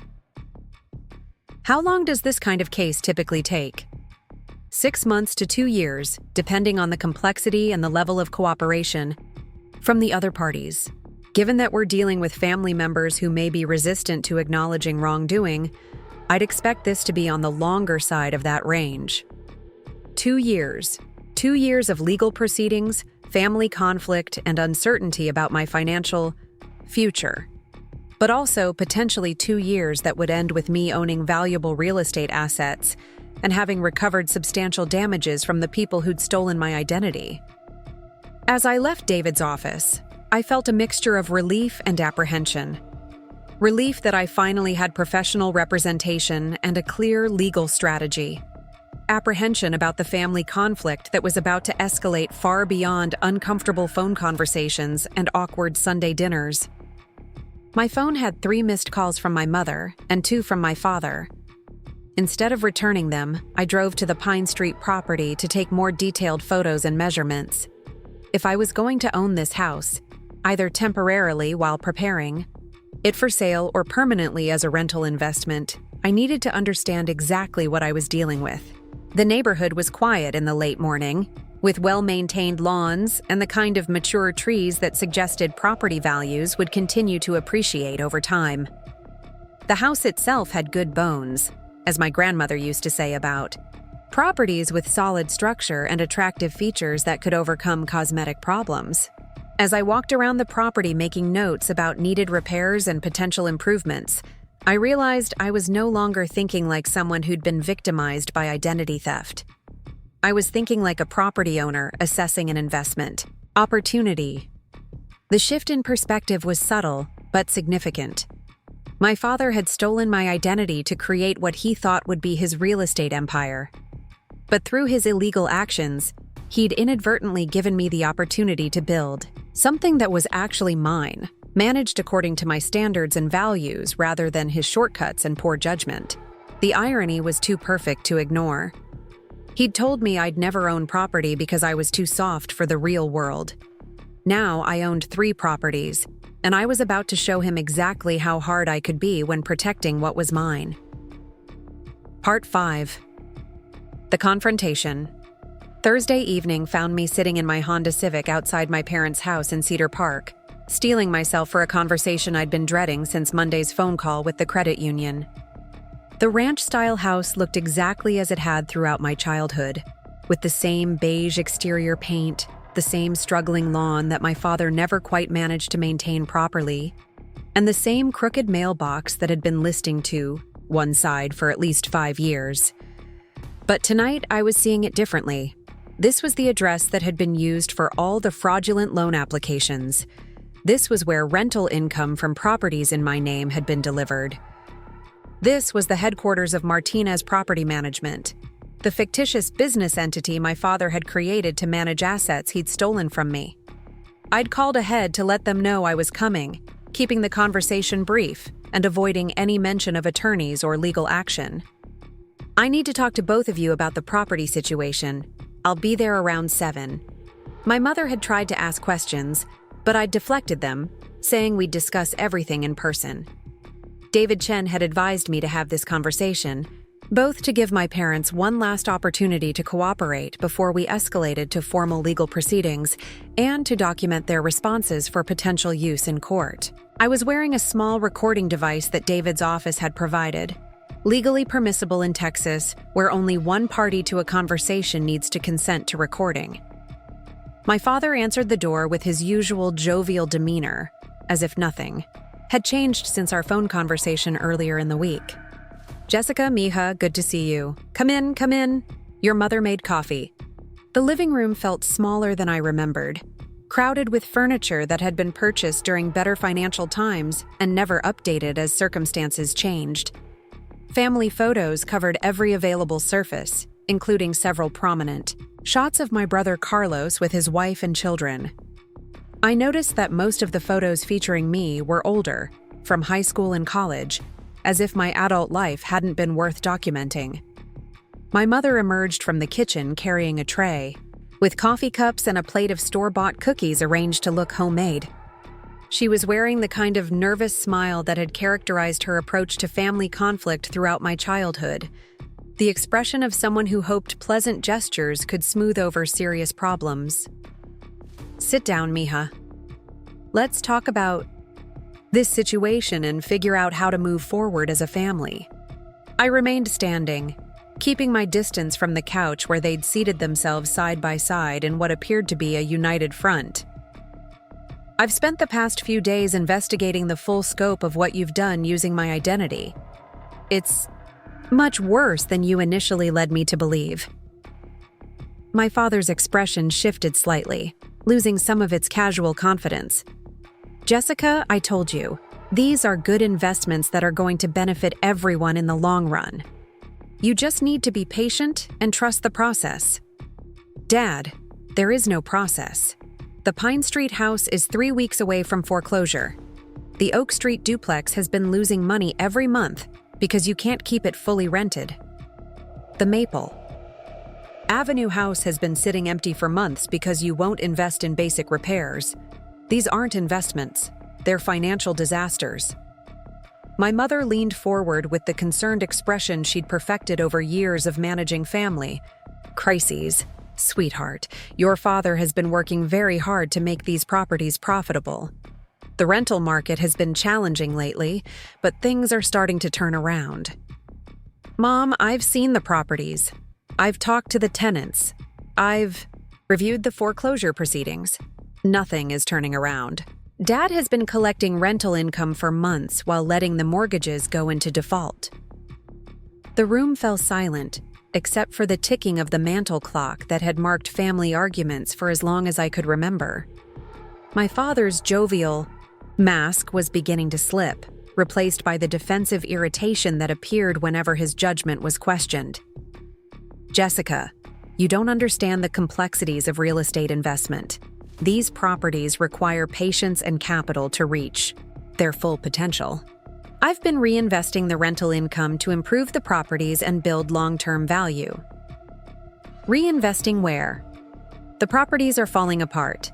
The tenants are complaining about basic maintenance issues, and you haven't made a mortgage payment in months. Where exactly has the rental income been going? Another silence, this one longer and more uncomfortable. My mother fidgeted with her coffee cup, avoiding eye contact. My father crossed his arms and adopted the stubborn posture that had defined his response to criticism throughout my childhood. I've been using the rental income to cover property-related expenses and to invest in additional opportunities that will benefit the whole family. Real estate investment requires thinking beyond monthly cash flow to long-term wealth building. What additional opportunities? I purchased some equipment for a landscaping business that will service all the rental properties and generate additional income streams. I also invested in some cryptocurrency that's positioned for significant appreciation. A landscaping business and cryptocurrency investments. My father had been using rental income from properties fraudulently purchased in my name to fund additional speculative ventures that had no connection to the real estate investments that justified the theft in the first place. Dad, you stole my identity to buy properties you couldn't afford, collected rental income that legally belongs to me, and then used that money to gamble on other business ventures while letting the original properties go into foreclosure. Do you understand that what you've done is not just financially irresponsible but also criminal? His defensive posture shifted to outright anger. Criminal? Jessica, everything I've done has been for this family. You were never going to buy real estate on your own. You don't have the capital, the experience, or the stomach for real investment. I created opportunities for you that you never could have created for yourself. By forging my signature on legal documents? I didn't forge anything. I've been handling financial matters for this family since before you were born. Power of attorney, family business decisions, investment strategies. That's what families do. I never gave you power of attorney over my adult financial decisions. My mother finally spoke up, her voice carrying the kind of gentle reproach she'd used when mediating childhood disputes between me and Carlos. Jessica, your father made some mistakes in how he handled the paperwork, but his intentions were good. He wanted to help you build wealth and security for your future. His intentions were good? Mom, my credit is destroyed. I can't qualify for an apartment lease. I'm facing potential liability for debts I never agreed to take on. How are those good intentions? These are temporary problems that can be worked out. Your father is willing to take responsibility for the mortgage payments going forward, and once the properties start generating positive cash flow, your credit will recover. I stared at her, realizing that she genuinely believed what she was saying. In her mind, this was a family business arrangement that had gotten complicated due to bureaucratic technicalities, not a criminal conspiracy that had violated my legal rights and destroyed my financial security. Mom, Dad can't take responsibility for mortgage payments on properties that are legally in my name. The loans are based on my income and credit history. Even if he wanted to make the payments, which he clearly doesn't since they're months behind, the legal obligation is mine. My father stood up abruptly. his anger finally breaking through the facade of paternal concern. "You know what your problem is, Jessica? You've never appreciated what this family has done for you. We've provided for you, supported you, given you opportunities you never earned on your own. And now, when we try to help you build real wealth, you want to call it criminal? You didn't help me build wealth. You stole my identity to fund your own failed business ventures." Failed? These properties are worth over $1 million. Do you have any idea what kind of wealth that represents? What kind of opportunities that creates for your future? They're worth $1 million, but they're also mortgaged for $2 million, and the monthly payments exceed the rental. Income, that's not wealth. That's debt that I never agreed to take on. My mother tried to interject with another appeal to family unity, but my father was beyond diplomatic solutions. "You want to know the truth, Jessica? You're right that you never agreed to this. But you know what? You never would have agreed to it because you don't have the vision or the courage to make real financial moves. You'd still be living in that shoebox apartment 10 years from now, putting $50 a month into savings and dreaming about maybe buying a condo someday." There it was. The casual cruelty that had defined his assessment of my capabilities throughout my adult life. The assumption that my careful financial planning was evidence of limited ambition rather than responsible behavior. The belief that my modest goals justified his theft of my identity to pursue investments I couldn't afford and didn't want. "So you decided to make financial moves for me without my knowledge or consent." I decided to create opportunities for someone who was too scared to create them for herself. And instead of being grateful, you want to treat this like some kind of crime. The word grateful hung in the air like a challenge. He genuinely expected me to thank him for stealing my identity, destroying my credit, and exposing me to massive financial liability. In his mind, the magnitude of the supposed opportunity justified any means used to create it. "Dad, I consulted with an attorney this week. What you've done constitutes multiple felonies, including identity theft, mortgage fraud, and tax evasion. The rental income you've been collecting belongs to me, and every dollar you've spent from that income is theft." The mention of an attorney changed the entire dynamic in the room. My mother's face went pale, and my father's anger shifted to something that looked like genuine alarm. "You hired an attorney? Against your own family?" "I hired an attorney to protect my legal rights and financial interests, which you've put at serious risk through your illegal actions." My mother stood up quickly, her coffee cup rattling against the saucer. "Jessica, surely we can work this out without involving lawyers and making this into some kind of legal battle. Family problems should be handled within the family. This stopped being a family problem when you decided to commit crimes using my identity." My father's voice took on a threatening tone I'd rarely heard directed at me. "You need to think very carefully about what you're doing here, Jessica. Legal action against your family is going to have consequences you haven't considered. How do you think Carlos is going to react when he finds out his sister is trying to destroy his parents? Over some paperwork issues? Carlos. My older brother, who'd always been the golden child, who'd received financial support throughout his adult life that I'd never been offered, who probably had no idea that his parents had been stealing from me to fund real estate investments, while he received legitimate gifts and assistance. Carlos doesn't know about this? Carlos knows that we've been helping you get involved in real estate investment. He doesn't know that you're being ungrateful enough to involve lawyers and treat family assistance like criminal behavior. Family. Assistance. Even now, faced with clear evidence of identity theft and mortgage fraud, my father was framing his actions as help that I was too ungrateful to appreciate properly.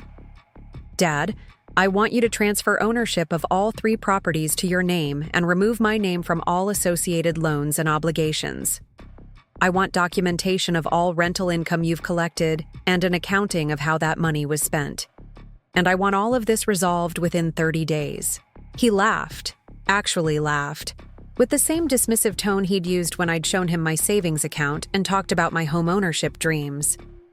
Or what? You're going to sue your own father? If necessary, yes. The laughter died away, replaced by a cold stare that I'd never seen directed at me before. You know what, Jessica? Maybe it's time you learned what the real world is actually like. You want to play hardball with your family? Fine. But don't expect us to be there to help you when this whole thing crashes down around you. It already crashed down around me when I found out my credit was destroyed, and I'm facing foreclosure on properties I never knew existed. I picked up my purse and headed toward the door, feeling a strange mixture of sadness and relief. Sadness that my relationship with my parents had reached this point of open hostility. Relief that I no longer had to pretend their behavior was acceptable, or that family loyalty required me to accept financial abuse. Jessica, wait. My mother followed me to the door, her voice carrying a desperate edge. Don't leave like this. Give us some time to figure out how to make this right. I turned back to look at her, seeing for the first time how much she'd aged over the past few years. The stress of managing my father's various failed ventures had taken its toll, and now she was facing the possibility that his latest scheme might result in criminal charges. Mom, making this right means transferring legal ownership to Dad and removing my name from all obligations. It means returning the rental income that belongs to me. It means acknowledging that what happened was wrong and taking steps to ensure it never happens again. And if your father can't do those things, then we'll let the legal system sort it out. As I drove away from my childhood home, I realized that this conversation had been a turning point, not just in my relationship with my parents, but in my understanding of myself. For years, I'd accepted their assessment of my limitations, their dismissal of my goals, and their assumption that they knew what was best for my future better than I did. But tonight, I'd stood in their living room and calmly demanded accountability for criminal behavior. I'd refused to be intimidated, manipulated, or guilted into accepting financial abuse. I'd made it clear that their choices had consequences, and those consequences would be enforced through legal channels if necessary. My father had told me I was too soft for the real world. As I pulled into my apartment complex, I realized he was about to discover just how wrong he'd been. Friday. Morning arrived with the kind of Texas autumn clarity that made everything seem sharper and more defined. I sat at my tiny dining table with a cup of coffee that had actually stayed hot long enough to enjoy, reviewing the stack of legal documents David Chen's office had prepared overnight. Emergency motions to halt foreclosure proceedings. Formal. Demand letters requiring my father to provide complete financial records. Notices of legal representation to all the financial institutions involved in the fraud. The recording device from last night's confrontation sat next to my laptop, containing nearly 2 hours of conversation that would serve as evidence of my parents' knowledge and complicity in the identity theft scheme. David had listened to key portions over the phone early that morning, his satisfied tone suggesting that my father's admissions would strengthen our case considerably. His statement about using rental income for cryptocurrency investments is particularly damaging, David had explained. It establishes that he knew the money belonged to you but chose to spend it on unrelated speculative ventures instead of maintaining the properties or making mortgage payments. I'd slept better than I had in weeks, despite the emotional toll of confronting my parents. There was something liberating about finally speaking the truth without worrying about family harmony or hurt feelings. For the first time since Monday's phone call from the credit union, I felt like I was taking control of the situation rather than simply reacting to each new crisis as it emerged. My phone buzzed with a text from an unknown number. "This is Linda, from the Oak Street duplex. The water heater died completely last night and we have no hot water. Can you please send someone to fix it today? My kids need baths for school. Linda." The tenant who'd been trying unsuccessfully to reach Martinez Property Management for weeks about maintenance issues. The tenant who was paying $1,800 a month to live in a property that was legally mine, generating income that had been stolen to fund my father's failed ventures. I stared at the text for several minutes, realizing that this was my first decision as an actual property owner rather than a victim of identity theft. Linda needed hot water. Her children needed baths. She was paying rent for basic services that weren't being provided because of my father's neglect and mismanagement. I called a plumbing company I found online, explaining that I needed emergency water heater service at a rental property. The dispatcher quoted me $400 for weekend emergency service, money I didn't really have but obligations I apparently couldn't avoid. The property owner will meet you there at noon, I told the dispatcher, realizing as I said it that the property owner was me. 45 minutes later, I was standing in Linda's kitchen watching a plumber named Miguel assess the ancient water heater that had finally given up entirely. The basement was damp and poorly ventilated, with rusty pipes and electrical connections that looked like they hadn't been updated since the house was built. "This whole system needs to be replaced," Miguel explained, shining his flashlight on corroded fittings and a tank that was leaking from multiple locations. "I can install a new unit today, but you're looking at $1,200 for the equipment and labor." $1,200. Nearly 15% of my entire savings account, spent on a property I'd never wanted to own to provide services for tenants I'd never chosen to rent to. But as I looked at Linda's apologetic expression and thought about her children getting ready for school without hot water, I realized this was exactly the kind of responsibility that came with property ownership. "Go ahead and install the new unit," I told Miguel. "How long will it take?" 3 to 4 hours. Your tenants should have hot water by evening." Linda's relief was obvious. "Thank you so much. I was starting to think nobody cared about this place."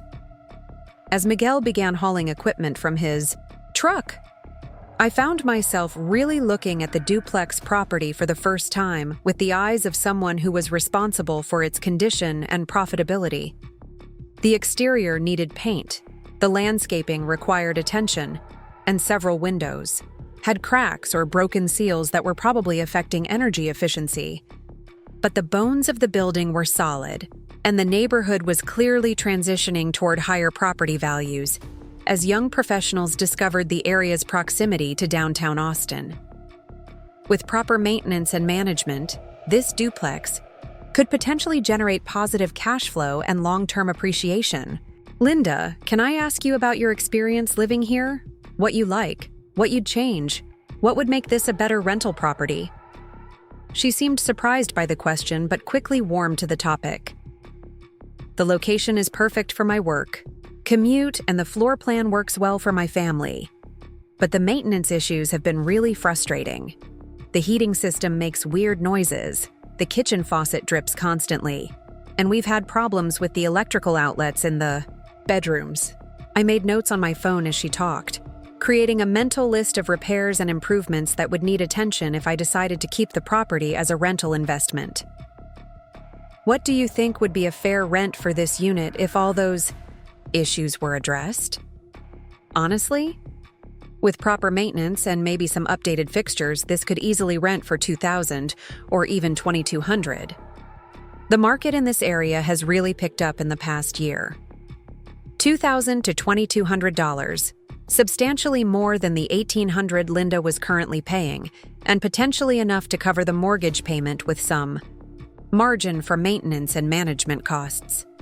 My father's failed investment strategy might have been based on sound financial principles that were undermined by poor execution rather than fundamental flaws.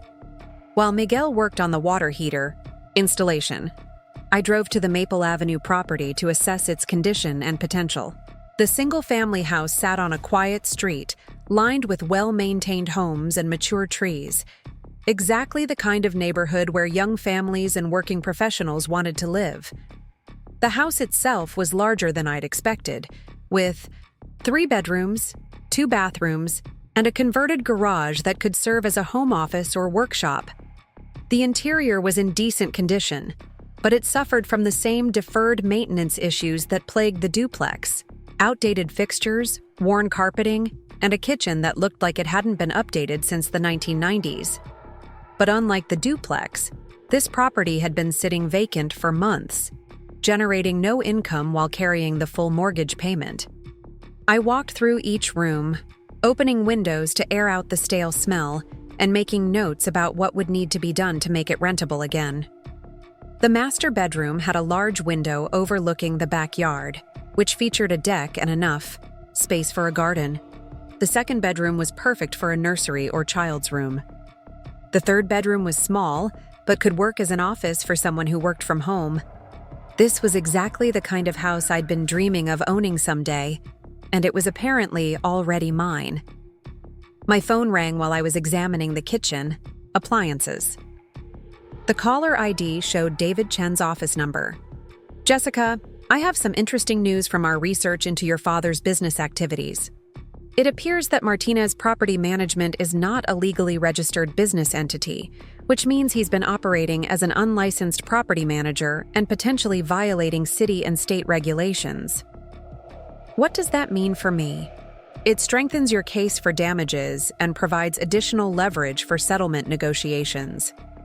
It also means that any contracts or agreements he's made with tenants or vendors might be legally questionable. I thought about Linda's lease agreement with its Martinez Property Management letterhead and the various service providers who'd probably been stiffed when bills went unpaid.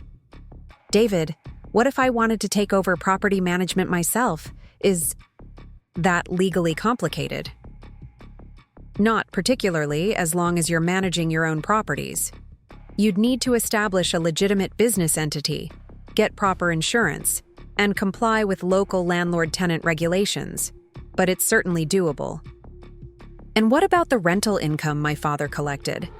Do we have a realistic chance of recovering that money?" Given his admissions last night and the clear paper trail showing rental payments going to his address, I'd say we have an excellent chance. The challenge will be determining what assets he has available to satisfy a judgment. After hanging up with David, I sat in the empty living room of the Maple Avenue house, surrounded by the silence of a property that should have been generating income, but instead had been bleeding money for months. The afternoon light streaming through the windows illuminated hardwood floors that would be beautiful with proper care and attention. This wasn't how I'd imagined becoming a homeowner. I'd envisioned years of careful saving, mortgage pre-approval, processes, house hunting with a real estate agent, and the excitement of closing on a property I'd chosen and could afford. Instead, I'd inherited 3 properties through identity theft, each with its own problems and challenges. But as I walked through the house again, I realized something had shifted in my thinking. I was no longer viewing these properties as problems that had been imposed on me.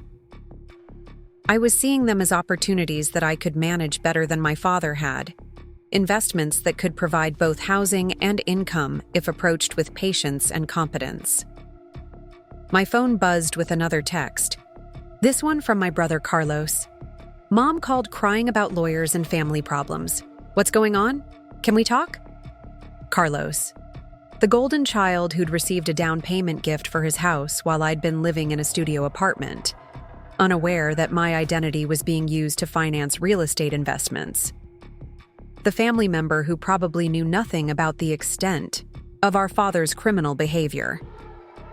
I called him back, choosing to have this conversation while sitting in a house that legally belonged to me, but emotionally felt like stolen property. "Carlos, what did Mom tell you?" "She said you're threatening to sue Dad over some real estate investments he made to help you build wealth. That doesn't sound like you, Jessica. What's really going on?" I took a deep breath, realizing that this conversation would determine whether I had any family support for the legal action I was taking, or whether I'd be facing complete isolation from everyone I'd grown up with. "Carlos, Dad has been using my identity for over a year to purchase rental properties without my knowledge or consent. He forged my signature on mortgage applications, used my credit to qualify for over $1 million in loans, and collected rental income that legally belongs to me while letting the mortgages go into default." The silence on the other end stretched long enough that I wondered if the call had dropped. When Carlos finally spoke, his voice carried a mixture of disbelief and concern. Are you sure about this? That sounds like serious criminal behavior, not just poor business judgment. I have copies of all the loan documents with forged signatures. I have recordings of Dad admitting to using rental income for cryptocurrency investments and other ventures. I have a police report documenting identity theft. This isn't a family disagreement, Carlos. It's fraud. Another long pause. Jesus. Jessica, how much money are we talking about? Over $2 million in mortgage debt, plus credit cards and personal loans. My credit is destroyed, and one of the properties is 3 weeks away from foreclosure. And you had no idea any of this was happening? None. I found out Monday when the bank called about delinquent payments on properties I'd never heard of. Carlos's tone shifted from skeptical to protective, reminding me of the older brother who'd stood up for me during childhood conflicts with neighborhood bullies. What do you need from me? I need you to understand that when I take legal action, to protect myself, I'm not attacking the family. I'm defending myself against criminal behavior that could have destroyed my financial future. What kind of legal action are we talking about? Demanding that Dad transfer the properties to his name and remove me from all loan obligations. Requiring him to return all rental income he's collected illegally. Potentially pursuing criminal charges if he won't cooperate with civil resolution. And if he can't or won't do those things, I looked around the empty house, imagining it filled with furniture and family life, generating steady rental income that could support my own home ownership dreams. Then I'll take possession of the properties myself and manage them as legitimate investments rather than letting them continue to fail under his mismanagement. You want to become a landlord? I want to protect assets that legally belong to me and make sure I'm not left holding the bag for debts I never agreed to take on. Carlos was quiet for several minutes, presumably processing the implications of everything I'd told him. When he spoke again, his voice carried the weight of someone who was choosing sides in a family conflict. Jessica, I had no idea Dad was doing anything like this. If what you're saying is true, then you have every right to protect yourself legally. Don't let Mom guilt you into accepting financial abuse for the sake of family harmony. Relief flooded through me at his words. Having at least one family member who understood the seriousness of the situation and supported my right to defend myself made the prospect of ongoing legal conflict feel manageable. Carlos, there's something else you should know. The down payment Mom and Dad gave you for your house 3 years ago might have come from rental income they collected using my identity. I'm not saying you did anything wrong, but the money might not have been theirs to give. Another long silence. Shit, what does that mean for me? Probably nothing legally. You received the money in good faith without knowledge of its source. But it means Dad has been running a more extensive financial scheme than anyone realized. What can I do to help? The question caught me off guard. Throughout this crisis, I'd been preparing for family conflict and isolation, not offers of support. Just don't let them make this about family loyalty versus legal rights. What Dad did was criminal, regardless of his intentions or our family relationships. I understand. And Jessica, I'm proud of you for standing up for yourself. Dad has always underestimated you, but you're tougher than he thinks. After hanging up with Carlos, I sat in the afternoon quiet of the Maple Avenue house, feeling something I hadn't experienced since childhood. Unconditional family support that wasn't contingent on keeping peace or accepting poor treatment. My brother understood that protecting myself legally wasn't a betrayal of family values, but an assertion of personal rights that should never have been violated. Miguel called to confirm that the new water heater was installed and functioning properly at the duplex. Linda sent a grateful text about her children finally being able to take proper baths. The property management company I'd contacted about the Pine Street house confirmed they could take over tenant relations and maintenance coordination if I decided to keep the properties as rental investments. As evening approached, I found myself making plans that would have seemed impossible a week ago. Plans to register a legitimate property management business.